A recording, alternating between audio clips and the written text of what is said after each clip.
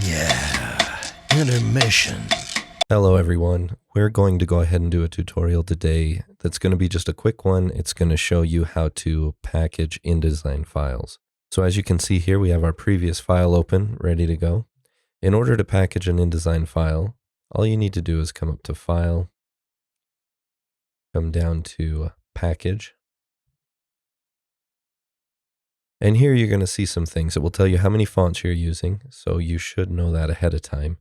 You'll want to confirm on here that it's the same amount. So if you're using two different typefaces, one for headings and one for subheadings or body copy or what have you, you should be able to look into this and see, is there anything showing up there that I haven't used before? For some reason, is it saying I have 12 fonts? So keep that in mind. The next, it will show you how many links you have. It will show you how many are in RGB color space.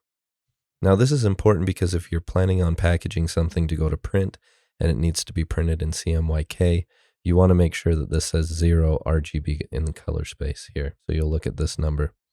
What you'll do here is say package, and you can call this whatever you want. We'll save it to the desktop and we'll call it Huckster.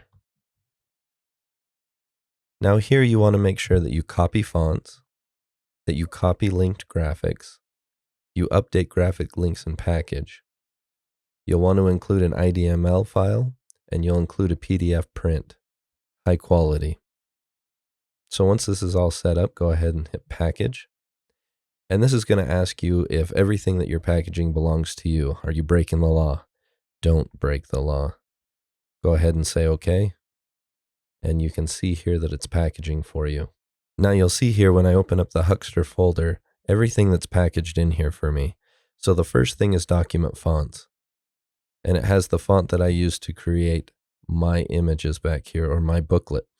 Now this is helpful because if you send your product off to print and you're having some offset printer do it and you have a typeface that they don't have, this is going to be helpful for them because they'll be able to pull it from this file and they won't need to contact you again and say, hey, I don't have this certain typeface, please send me the file. It'll all be there for them. You'll see here that you have the IDML file, an InDesign file, and a PDF of the work. Isn't that beautiful? Then if you go down below, you'll see links. Now, any work that you've linked inside your document will go into this folder. Now, this is nice because, again, when it goes to print, they have all of the images that they're going to need to make up your document. So if I tool down here, you'll be able to see the 2 dog images that were used in this. Now, these 2 things are very important. It saves you a lot of hassle of getting it off to the printer, getting back what you need.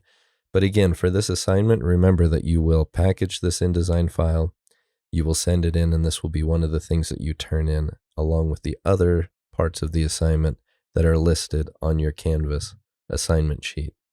So those are the steps that you'll need to get through packaging your file, and have a wonderful day.